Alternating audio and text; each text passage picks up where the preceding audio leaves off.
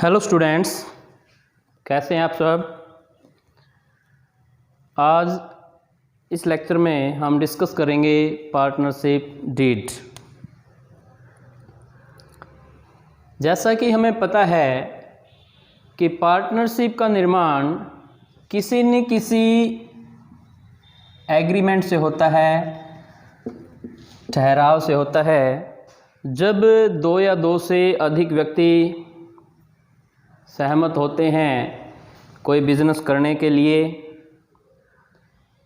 उस बिज़नेस से जो प्रॉफिट होगा उस प्रॉफिट को आपस में बांटने के लिए, तो वो जो एग्रीमेंट होगा उस एग्रीमेंट का रिटन में होना कंपलसरी नहीं है। ये एग्रीमेंट रिटन में भी हो सकता है और ये एग्रीमेंट मौखिक भी हो सकता है, ओरल भी हो सकता है, लेकिन एग्रीमेंट ज़रूर होगा। जब तक किसी भी पार्टनरशिप फर्म का व्यवसाय जो है वो जब स्थापित हो जाएगी, उसके बाद उसका जो बिजनेस जब तक स्मूथली चलता जाएगा कोई प्रॉब्लम नहीं होगी। लेकिन अगर वो एग्रीमेंट रिटन नहीं है, केवल ओरल एग्रीमेंट है, टर्म कंडीशन सारी की सारी आपस में उनकी सभी पार्टनर्स की सहमति से, मौखिक सहमति से सब निर्धारित हैं, लेकिन जब कभी भी, जब तक वो बिज़नेस ठीक से चल रहा है कोई प्रॉब्लम नहीं, लेकिन जब कभी भी कोई भी विवाद होगा, उस विवाद की स्थिति में उस विवाद को निपटाना बहुत ही मुश्किल होगा रिटन कंडीशंस या रिटन टर्म्स एंड कंडीशन की अब्सेंस में। तो इसलिए चाहे हमारा जो पार्टनरशिप एक्ट 1932 ये छूट देता है कि एग्रीमेंट ओरल हो या रिटन हो, लेकिन फिर भी भविष्य में किसी विवाद से बचने के लिए वो जो टर्म कंडीशन है उनका रिटन में होना ठीक रहता है, अच्छा रहता है, और उसको रजिस्टर करवा लिया जाए तो बेहतर है। तो जो पार्टनरशिप की टर्म एंड कंडीशंस निर्धारित की जाती हैं और जिस डॉक्यूमेंट में वो लिखी जाती हैं उस डॉक्यूमेंट को ही पार्टनरशिप डीड या साझेदारी संलेख कहा जाता है। The document which contains term and conditions of partnership, all the terms and conditions about the partnership is known as partnership deed। जिस भी पत्र में, जिस भी संलेख में, जिस भी डॉक्यूमेंट में पार्टनरशिप से संबंधित जो टर्म एंड कंडीशन लिखी जाएंगी उस डॉक्यूमेंट को हम साझेदारी संलेख कहते हैं। अब इस डॉक्यूमेंट में बहुत सारी बातें लिखी होती हैं, बहुत सारी बातों का जिक्र किया जाता है, तो उसमें से कुछ बातें जो इसमें होनी चाहिए उन बातों का हम एक बार देख लेते हैं क्या क्या होनी चाहिए। सबसे पहले जो पार्टनरशिप फर्म है उसका नाम और पता, वो किस नाम से अपना बिजनेस करेगी और उसका पता क्या है, उसका रजिस्टर्ड ऑफिस कहाँ पे वो काम करेगी, कहाँ पे उसका बिजनेस होगा, ये लिखा जाना चाहिए। उसके बाद पार्टनरशिप में जो जो साझेदार शामिल हैं उन सभी साझेदारों के नाम और पते होने चाहिए। तीसरी बात होती है जो व्यवसाय फर्म करना चाहती है उस व्यवसाय की नेचर क्या है, वो किस प्रकार का व्यवसाय है, कैसा वो बिजनेस करना चाहती है, ये भी पार्टनरशिप डीड में लिखा होना चाहिए। उसके बाद है कैपिटल, क्योंकि बिना कैपिटल के कोई बिजनेस नहीं हो सकता, ये बहुत ही इम्पोर्टेंट है। तो पार्टनर्स की जो कैपिटल है वो कितनी होगी और किस प्रकार की वो कैपिटल मेंटेन करेंगे, वो फिक्स कैपिटल रखेंगे या फ्लोटिंग कैपिटल रखेंगे, ये भी इसमें मेंशन होना चाहिए। उसके बाद है पूंजी पर ब्याज, interest on capital. Partnership deed में ये भी मेंशन होना चाहिए, ये भी लिखा होना चाहिए कि पूंजी पर ब्याज दिया जाएगा या नहीं दिया जाएगा, और दिया जाएगा तो किस दर से, किस रेट ऑफ इंटरेस्ट से पूंजी पर ब्याज दिया जाएगा। और यहाँ पे यह बात भी ध्यान देने की है कि अगर एग्रीमेंट है इंटरेस्ट ऑन कैपिटल के लिए देने के लिए और रेट ऑफ इंटरेस्ट फिक्स है, लेकिन वो इंटरेस्ट भी केवल प्रॉफिट्स की दशा में दिया जाएगा या up to the amount of profit, up to the limit of profit ही इंटरेस्ट ऑन कैपिटल, सैलरी वगैरह जो भी है पार्टनर को दिए जाते हैं। यानी कि लॉस की स्थिति में इंटरेस्ट ऑन कैपिटल नहीं दिया जाएगा। उसके बाद है ड्राइंग्स कि पार्टनर्स अपने पर्सनल यूज़ के लिए पार्टनरशिप बिजनेस से फर्म से पैसा निकाल सकेंगे। पैसा या कोई सामान जो बिजनेस जिसमें करती है फर्म वो लेना ड्राइंग कहलाता है, आहरण कहलाता है। वो कर पाएंगे या नहीं कर पाएंगे, कर पाएंगे तो कितनी उसकी लिमिट होगी, ये भी उसमें लिखा होना चाहिए, मेंशन होना चाहिए।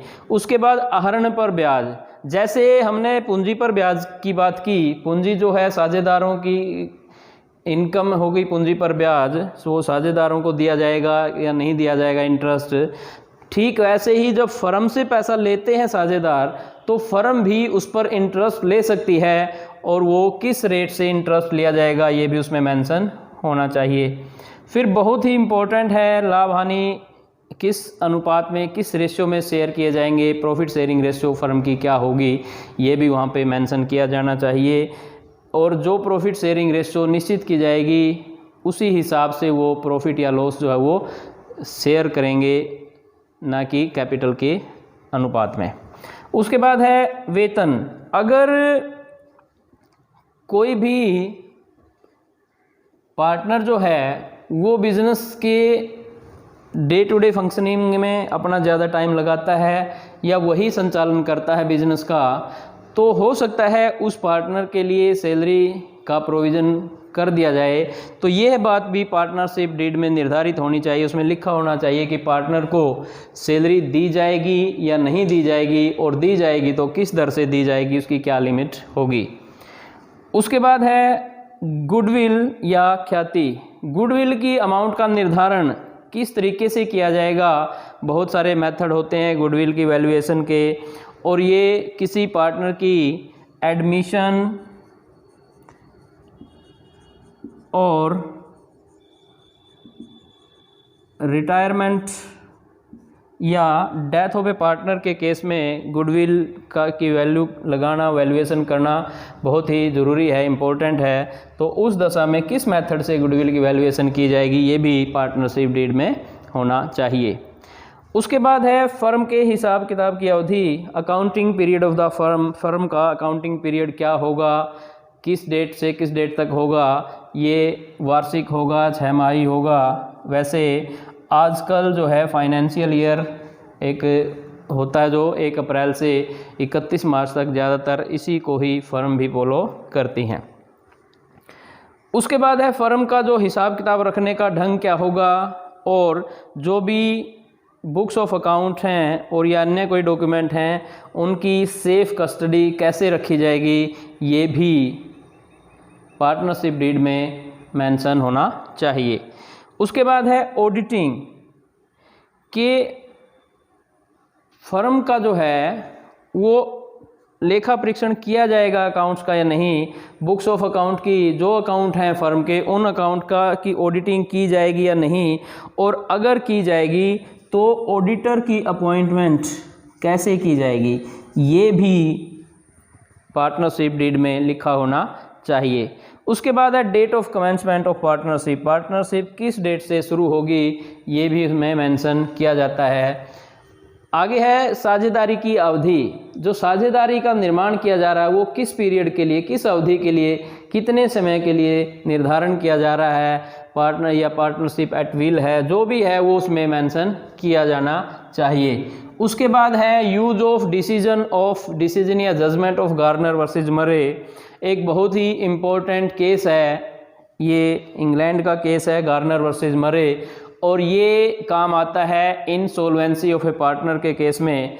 अगर कोई फर्म का कोई भी साझेदार अगर इंसॉल्वेंट या दिवालिया हो जाता है, उस दशा में ये जो जजमेंट है ये काम आता है। तो फर्म ये निर्णय कर सकती हैं कि ये जो जजमेंट है उसका प्रयोग किया जाएगा या नहीं किया जाएगा, ये भी पार्टनरशिप डीड में लिखा होना चाहिए। उसके बाद है बैंक में खाते। कोई भी फर्म है वो बैंक में अपना खाता खुलवाती है, वो खाता फर्म के नाम से होगा या किसी इंडिविजुअल जो पार्टनर है उसके नाम से होगा, और जो चेक साइन करने की अथॉरिटी किस साझेदार के पास होगी, ये सारी बातें भी पार्टनरशिप डीड में होनी चाहिए। इसके बाद है साझेदार के प्रवेश करने के नियम। क्योंकि एक बार पार्टनरशिप में जितने पार्टनर्स ने पार्टनरशिप शुरू की है, ज़रूरी नहीं हमेशा वही बने रहें। किसी नए साझेदार को साझेदारी में प्रवेश दिलाने की ज़रूरत हो सकती है, एडमिशन करने की ज़रूरत महसूस की जा सकती है। तो उस दशा में उसके नियम क्या होंगे, क्या क्या रूल होंगे नए पार्टनर को शामिल करने के लिए, इसका भी पार्टनरशिप डीड में विवरण होना चाहिए। उसके बाद है रिटायरमेंट। कोई भी पार्टनर अगर अवकाश ग्रहण करता है या किसी पार्टनर की डेथ हो जाती है तो उस टाइम पर हिसाब किताब चुकता करने के जो सेटलमेंट ऑफ अकाउंट्स के क्या रूल होंगे वो भी पार्टनरशिप डीड में मेंशन कर दिए जाने चाहिए। उसके बाद है विवादों का निपटारा, सेटलमेंट ऑफ डिस्प्यूट्स। अगर पार्टनर्स के बीच में कोई डिस्प्यूट होते हैं, कोई विवाद होते हैं, तो उन विवादों का निपटारा कैसे किया जाएगा, क्या आर्बिट्रेटर की नियुक्ति की जाएगी या नहीं की जाएगी, और अगर की जाएगी तो कैसे की जाएगी, ये सारी बातें भी पार्टनरशिप डीड में शामिल होनी चाहिए। तो ये कुछ पॉइंट हैं। इसके अलावा और भी कुछ बातें हो सकती हैं जिनको कोई भी पार्टनरशिप में शामिल करना चाहें पार्टनर तो वो कर सकते हैं। ये मुख्य बातें हैं जिनको पार्टनरशिप डीड में शामिल किया जाना चाहिए। अगर ये बातें शामिल हो जाती हैं तो अगर किसी भी टाइम पे फ्यूचर में कोई डिस्प्यूट होता है तो उस डिस्प्यूट का जो निर्धारण है, जो निपटारा है, वो आसानी से किया जा सकता है। एक बार आप इसको नोट कर लीजिए।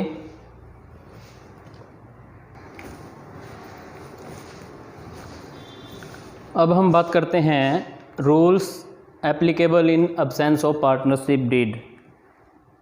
जैसा कि हमने बात की कि साझेदारी संलेख का बनाना किसी भी फर्म के लिए अनिवार्य नहीं है, लेकिन विवादों से बचने के लिए